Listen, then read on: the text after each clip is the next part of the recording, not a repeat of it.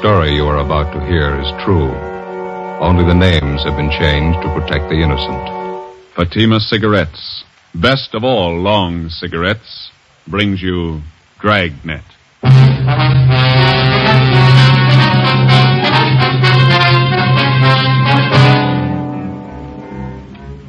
You're a detective sergeant.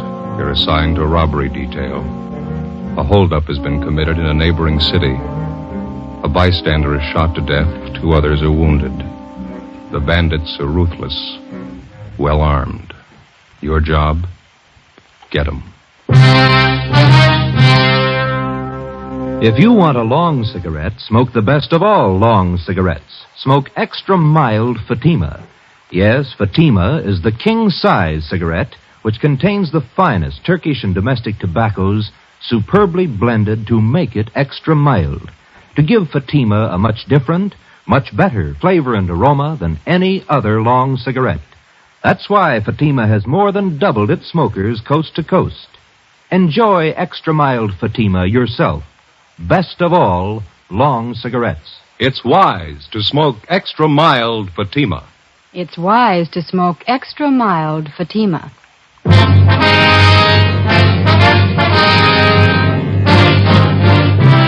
Dragnet, the documented drama of an actual crime. For the next 30 minutes, in cooperation with the Los Angeles Police Department, you will travel step by step on the side of the law through an actual case from official police files. From beginning to end, from crime to punishment, Dragnet is the story of your police force in action. It was Tuesday, October 6th. It was cool in Los Angeles. We were working a day watch out of robbery detail. My partner's Ben Romero. The boss is Captain Ed Walker. My name's Friday. I was on the way back from Calvary Cemetery. It was 11:45 a.m. when I got to room 27A. Robbery detail. No, it's all right. Joe, how'd the funeral go? Pretty good turnout. Sure sorry I couldn't make it. Well, one of us had to be in court. Yeah. A lot of the boys out there, huh? Yeah. Martin had a lot of friends. He was a good cop. You see his wife? Yeah. Wife took it hard again. Pretty hard, yeah. Are you about ready for lunch? Better make up the logbook first. Now we're a little behind. Yeah, all right. Hi, Stu. Ben, what's with you? Oh, same old thing. Say, what's the DR number on that job we handled yesterday? The grocery store thing? You know, we showed those mug shots to the victims. You remember the DR number on it? Oh, yeah, I got it here. 374332. 332. Thanks. Mm-hmm.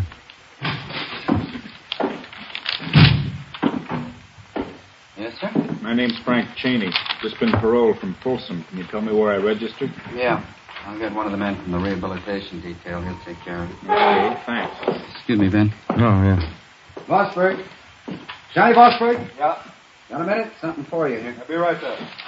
Did you contact the witnesses in this report here? Let me see. This one.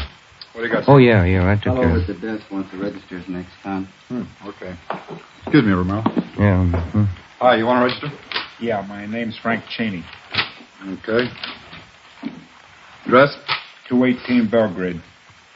Belgrade. Where you been? Folsom. Got out Saturday. Okay, what'd you fall for? Robbery, first degree. How much do you owe? Served 18 years. I'm on life parole. Life parole. Okay. Hey, Thaxter, you want to tell Rambo we're out for 7? Wait a couple minutes, huh? See the guy at the desk, the one with Bosberg? Yeah, he's an ex-con. Why? Frank Cheney, 1931. Jack Taylor and I had him. First big one we ever drew. That's so. Did you ever hear of him? Used to call him the gentleman bandit. 1931, Claude. That's 18 years ago. Cheney was the biggest of them. Came from a wealthy family, too. Father's a millionaire. You sent him up, huh? San Quentin. Tried to break out with a partner of his. Partner killed a trustee. Cheney was sent to Folsom. From a millionaire family. That's a queer one. Yeah. Well, how about that lunch, fellas? Yeah, let's go. Seems like it could have been yesterday, 1931. We grow old right along with the thieves, huh? Where we go? Federal Cafe? That's all right with me. 18 years. Yeah. Sure goes by in a hurry. I wonder if Cheney thinks so. As far as day-to-day routine goes, police work is pretty much like any other job. To the rookie detective just starting in, there's new things to see, new things to learn. But 5 or 6 years on the detail and the job gets pretty ordinary.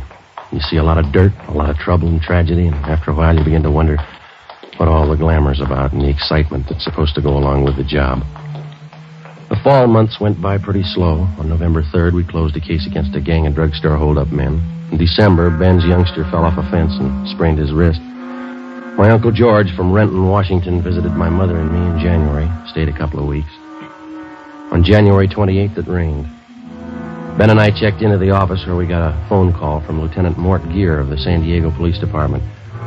He gave us additional information on a finance company holdup which had been pulled in San Diego the day before. In the robbery, one bystander had been shot and killed and another one wounded by the two bandits. They also shot a police officer 3 times through the stomach when he tried to stop him. Next day, Sergeants Ormsby and McGuire from San Diego arrived, and we helped them check the suspects through the stats office. A couple of bad ones, Joe. Both have guns, and they use them. One of them got away in a car and the other one on foot. Is that right, McGuire? Yeah, the big one used the car. Well, size ought to help some. Let's see, 45 years old, height 6 foot 1 or 2 inches, weight 275 to 85 pounds. Anybody get a look at the car, Ormsby? Blue Ford sedan, 1940 or 41 model. That's all we got. It's a rough one. After all the shooting, the witnesses didn't know what they saw, all mixed up. Well, how about the other one, the guy who got away on foot? He's a WMA, about 50 years old, 5 feet 8 to 9 inches, 145, 55 pounds, wears glasses. Yeah, we got that on the teletype. Is that all? No, we traced from the Greyhound bus depot about 6 blocks from the holdup. Changed his clothes in the washroom there, left behind a coat and a gun. Yeah? The coat was the kind of give parolees from State Pen. Mm-hmm. Checked it through our crime lab. Same kind of suits are issued to all ex-cons. No make. Well, at least you know one of them's an ex-con. How about that gun you found? It's the murder weapon. Our ballistics men went over it, no prints. Tried to trace the serial number, no record. CII in Sacramento's trying to run it down. Well, we got any hunches? A few. We're almost sure both of them had gone the route before. Pretty cool. Shot down 3 people, didn't bat an eye. How much did they take in the holdup? 11,000. Hey, your stats office make a run those descriptions yet? Here this morning, Orr and I's got the list of possibilities. They're pulling the mud cast now. We ought to be winding it up right now, don't you think? Yeah, let's check. This way, fellas. Yeah. Go ahead, McGuire. Oh, thanks. How's the wife, Ormsby? Oh, fine, Ben. She's expecting again. What are you going to do, raise an army? 4 kids. That's not so bad. McGuire's wife wants 6. How about that, Mac? He's at 5 now. No point in quitting when you're ahead. Frank? Yeah, Joe. You know Russ Ormsby and Tony McGuire, don't you? San Diego PD? Yeah, sure. Met him last trip. Hi. Fine, Frank. Good to see Tony. you. Good. Just ready to call you. Got those mug shots together for you. Here, got them right here. Okay. There you are. This is X for suspect 1. This is for number 2. Okay, Frank. We'll check them out with the witnesses. There's one mug there. Here, let me show you. Here, this one. Yeah? It matches the description pretty close. Safe man betrayed, but he can go any route. Name's Weber. First name? Stanley. Mm-hmm. Call him Turk, I think, nickname. Know anything about it? He's an ex-con.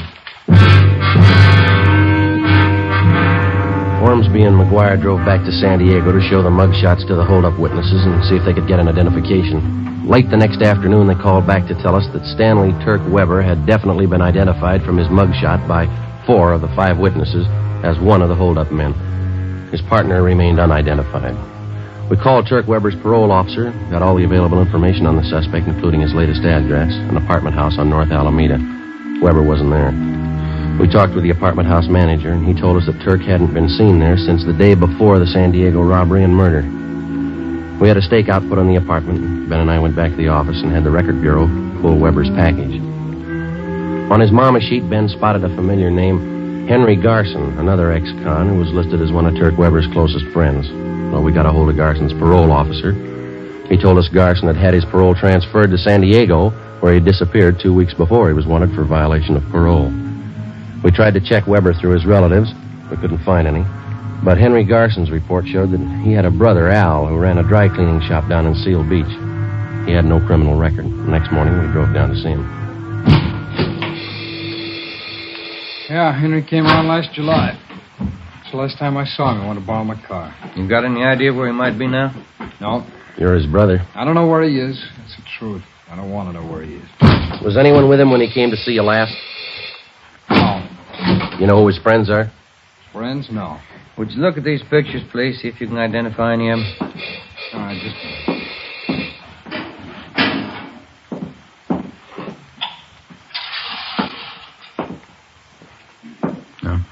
These here. No. Ah. How about these? No.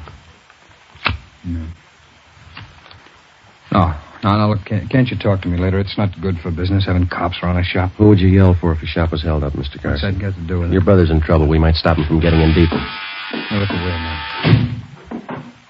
Hello, Mrs. Runner. Good morning, Hal. Can I help you? No rush. You go ahead and wait in the gentleman. No, that's all right. They're just waiting. We're just waiting. Can I help you?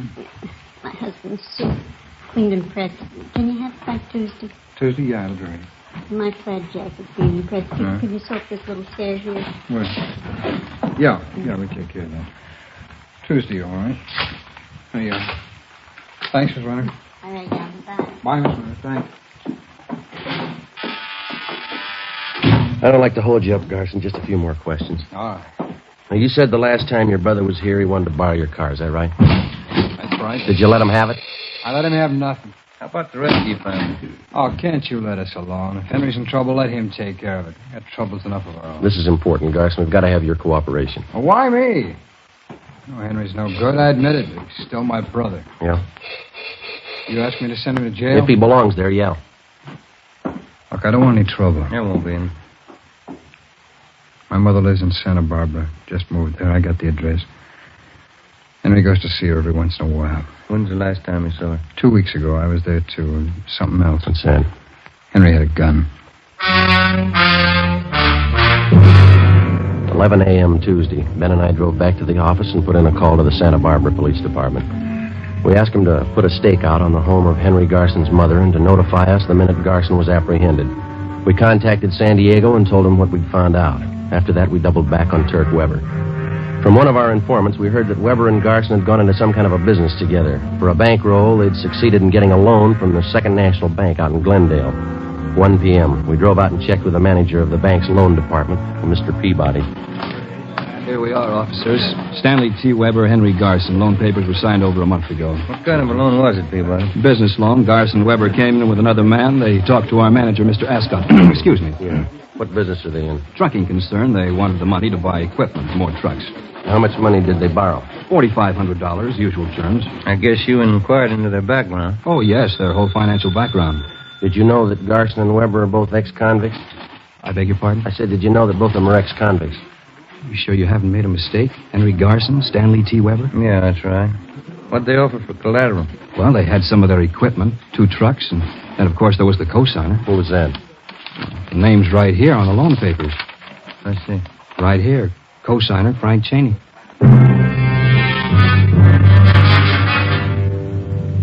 2:30 p.m. Ben and I checked back into the office and went down the hall to R&I. We pulled a package on Frank Bertram Cheney.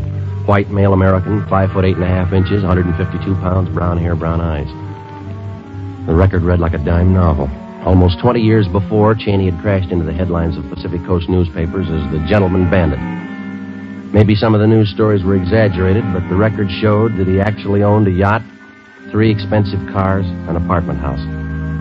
In spite of all this, he'd decided to settle for a career of robbery and murder. At the age of 30, he was the most sought-after man on the Pacific Coast. Finally, in 1931, after tracking him for a year and a half through more than a dozen armed robberies, Sergeants Thaxter and Taylor of the Los Angeles Police Department brought him in. He served 18 years at San Quentin and Folsom penitentiaries, and then he won his parole at the age of 48. We checked his parole officer, and he had nothing to report against him. We checked back in at robbery detail and met with Captain Ed Walker. How about Cheney's friends, Weber and Garson? Nothing yet? Not a thing, Skipper. Stakeout is still on at Garson's mother's place in Santa Barbara. Weber's apartment's still covered. You called San Diego about this, the Cheney angle? Yeah, we briefed him. They got all the mugshots down there. Weber's definitely been tagged as one of the men on that finance company job. We figured Garson for the second man, but none of the witnesses have picked out his mugshot. You talked to Cheney's parole officer, huh? Yeah, I did. He gave us Cheney's last address. Same as the one on his ex-con registration, but he's moved. Didn't notify the office. Where does that leave you? Well, I talked to the manager at the apartment. He gave us a couple of addresses to run down. I guess we better start getting on it, huh? Yeah, it's getting late. Keep in touch. I'll notify if anything breaks here. Right. In just a minute. Robbery, Walker. Oh?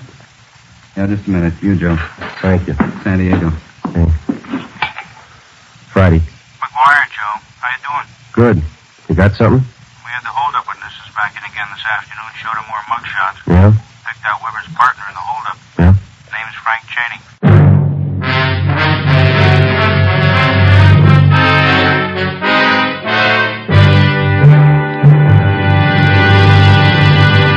You are listening to Dragnet, the case history of a police investigation presented in the public interest by Fatima Cigarettes. If you smoke a long cigarette, it will be in your interest to listen to a typical case history of a Fatima smoker. It's the case of Lee Silver, general assignment reporter on one of New York's greatest newspapers. You'll see his picture in leading magazines this week. And here is his actual signed statement. When you have to meet a news deadline, you work at a fast pace, smoke at a fast pace. That's why I smoke Fatima. They're extra mild. In my opinion, it's wise to smoke extra mild Fatima. And more smokers are discovering this every day. Actual figures show Fatima has more than doubled its smokers coast to coast. So enjoy extra mild Fatima yourself. The king-size cigarette, which contains the finest Turkish and domestic tobaccos, superbly blended to make it extra mild. You will prefer Fatima's much different, much better flavor and aroma. You will agree. It's wise to smoke extra mild Fatima. It's wise to smoke extra mild Fatima. The best of all long cigarettes.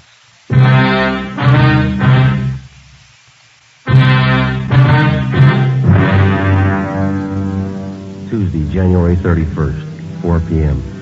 In addition to the San Diego teletype, we got out a local broadcast and an APB on Frank Cheney. By 4:30, Ben and I had checked out the first of two addresses where Cheney's former landlady told us that he might be staying. It was a rooming house out on West Washington. The owner told us that Cheney had stayed at his place for a few days, but that had been more than 2 months before. He had no idea where the suspect might be. We then drove to the second address. It was an apartment house on West Stanford near Slauson. The manager's name was Mrs. Pritchard. Why, yes, I believe Mr. and Mrs. Cheney are home. They've been in all day. Which apartment is they in, ma'am? Number 7, straight down the hall on your right. Thank you. They may be having dinner now. Are they expecting you? Be all right, ma'am. Thank you.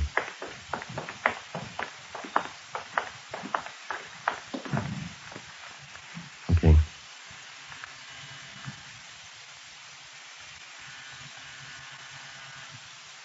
How about the door? It's open. Come on. The apartment was deserted. We checked the bedroom and the kitchen. There were obvious signs of a fast getaway. On a card table in the living room, we found the remains of a quick dinner. 2 places were set. One plate was almost clean, the other hardly touched. The coffee on the stove was still lukewarm. We called the office and arranged for a stakeout. Then we went back down the hall and talked to the manager again. They moved in about a month ago, Sergeant. They looked like any other newly married couple. Did you notice if they had any visitors, Mrs. Pritchard? Well, they might have, but I didn't notice. Did you notice anything odd about him at all? Only that one thing. Yes, ma'am. Mr. Cheney always seemed to have plenty of money. Put down 2 months' rent in advance. But he didn't seem to have a job. Yes, ma'am. Well, every morning he'd sleep late, but his wife was up at 8 o'clock to go to work. Where'd she work, you know? A company called Thompson and some other name. Offices are down on South Hope. Builders, I think. Homes and things. Mm-hmm. My phone. Would you excuse me? Yes, ma'am. Go right ahead. Hello? Oh, yes. What? Yes, 2 police officers. Miss Pritchard, They no. want to talk to you. Hello? Cheney? Yes, he hung up. An alert for Cheney and his wife was broadcast, with special attention for the south end of the city. The wife's name and description was added to the APB. The next morning, Ben and I located her place of employment, Thompson and Kilkenny, a big construction company. The office manager told us that 3 days before, Mrs. Cheney had resigned her job by letter. She asked that her final paycheck be sent to her mother, who lived in Marysville, California. We contacted the Marysville Police Department immediately, and the home of Cheney's mother-in-law was placed under 24-hour surveillance. We now had more than a half a dozen stakeouts going. A week passed. Nothing. Cheney and his wife seemed to have dropped completely from sight. Wednesday, February 9th, we got a tip from the Santa Barbara police that Cheney's friend, Henry Garson, was in Los Angeles working in an auction house on Wilshire Boulevard. We ran it down. It looks like a high-class place. They got a nice crowd, haven't they? Catalog, sir? No, thanks. We'd like to see the manager, please. You all right? Let me see. Oh, yes, over there by the claim desk. The man in the dark suit, Mr. Willis. Thank you. All right, now do I hear a bid? We started off for $25. Mr. Woolley? Yeah? Police officer, sir. We'd like to check on a man who's supposed to be one of your employees, sir. Oh, that's so? What's his name? Here's his picture. Can you identify it? Why, yes, that's Johnson, the new clerk. You want to talk to him? Yes, sir. All right. Right this way. He's back in the storeroom. Some kind of trouble? We'd like to talk to him. Yes, all right. Let's see. Oh, yes, there he is. Johnson. Oh, Johnson, would you come on, Ben. What are you running for? Johnson, come here. Off the back. There he goes. He's heading up the street. Come on. He got on that bus. All right, come on, let's double back to the car. Hurry.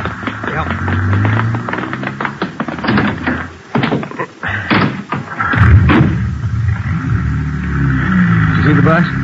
Yeah. Come on, move it. Yep. All right, hit the siren.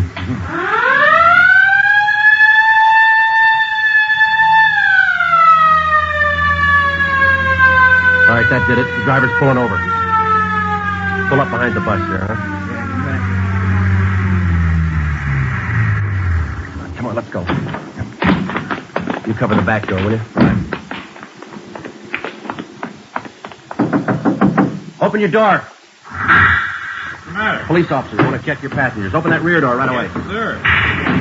All right, Garson, get off. I'm getting off. Coming at you, Joe. Getting off, copper. Make a hole. Drop it, Garson. He's got a gun. I said I'm getting off. You let's drop it. Come on. Good, Joe. You okay? Yeah. Let's get him off of here. Hey, what's it all about? He do something wrong? Yeah, he didn't get off when we asked him to.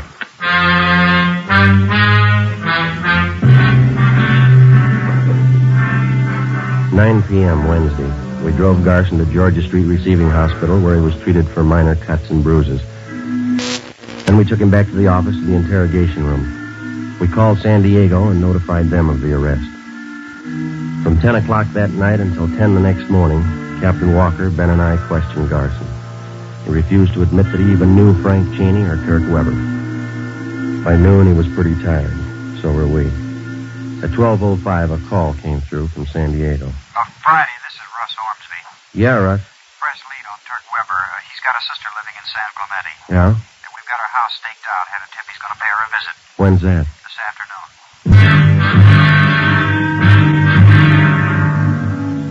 3:15 p.m.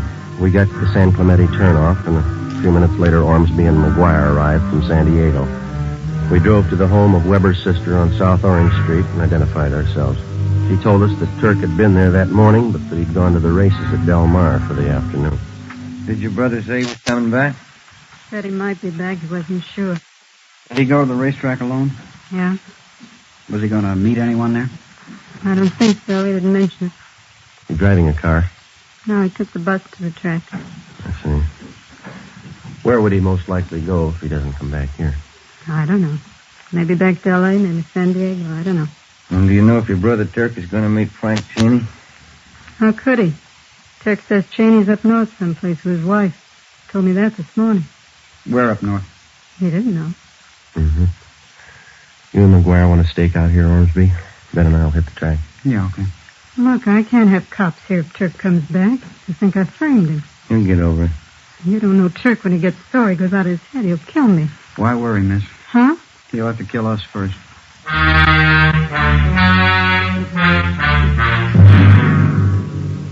3:45 p.m. Ben and I left Weber's sister's house and drove down to the racetrack at Del Mar. We got there just at the start of the 7th race. We had no idea whether the suspect was still there or not. We alerted the security police, gave them mug shots of Weber. Then we went to the public address booth in the clubhouse and talked to the man in charge. A few minutes later, the trap for Weber was set. Mr. Stanley T. Weber, please come to the public address booth. Emergency phone call. Mr. Stanley T. Weber, please come to the public address booth. We waited. Ben stationed at a vantage point on one side of the booth, me on the other. Minutes passed. Weber didn't show. Ben caught my eye and shrugged his shoulders. Mr. Stanley T. Weber, please come to the public address booth. Emergency telephone call. Mr. Stanley T. Weber, please come to the public address booth. The announcer was barely finished when I saw Ben motioning. I looked and saw a large man heading up the cement ramp. When he got to the top, he turned to his right and headed straight for the public address booth. It was Turk Weber. Hold it right there, Weber. Police officers, get your hands up. What is this? You lousy cops, I'll have you busted for this. Save it, Weber. Get your hands up. Who tipped you? What difference does it make? Stand still. You'll never get him. You'll never get him in 20 years. Never get who? You know who. Cheney. He's too smart for you. You'll never get him, not in 20 years. All right, we got you, Weber. Shake him, Ben. I'll shake you, copper. Watch it, Ben. Let go, and I'll kill you. I'll kill you. All right. That's it. He's sure a big package. Yeah. Did that fall out of his pocket? It's like a tip sheet. Yeah. Blue Boys Peerless Selection for Thursday. Price $1. Let me look at that a minute, can I? Best picks. You can't lose. This is your lucky day. What's it prove? He ought to get his $1 back.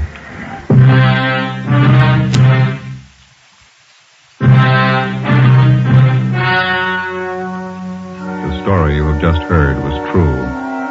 Only the names were changed to protect the innocent. On June 19th, trial was held in Superior Court, City and County of San Diego, State of California. In a moment, the results of that trial. It's amazing how many long cigarette smokers are changing to extra mild Fatima. Here is the actual report. From coast to coast, extra mild Fatima has more than doubled its smokers. Yes, more and more smokers every day are discovering that Fatima is the king-size cigarette that is extra mild. Extra mild, because it contains the finest Turkish and domestic tobaccos superbly blended to make it extra mild, to give it a much different, much better flavor and aroma. Enjoy extra mild Fatima yourself. Best of all long cigarettes. It's wise to smoke extra mild Fatima. It's wise to smoke extra mild Fatima.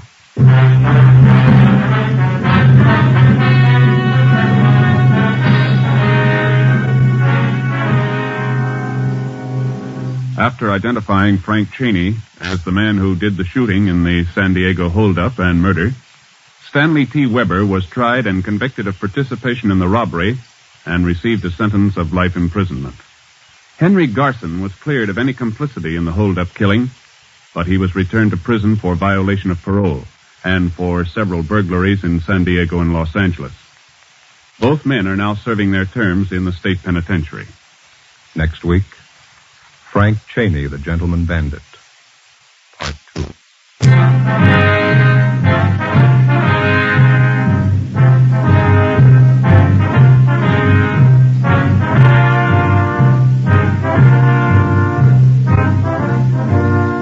You have just heard Dragnet, a series of authentic cases from official files. Technical advice for Dragnet comes from the Office of Chief of Police, W.A. Wharton, Los Angeles Police Department.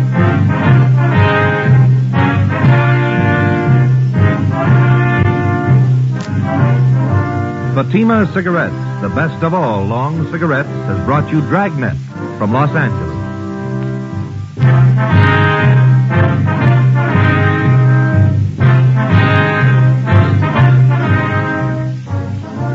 Next, Sarah's Private Caper with comedian Sarah Berner on NBC.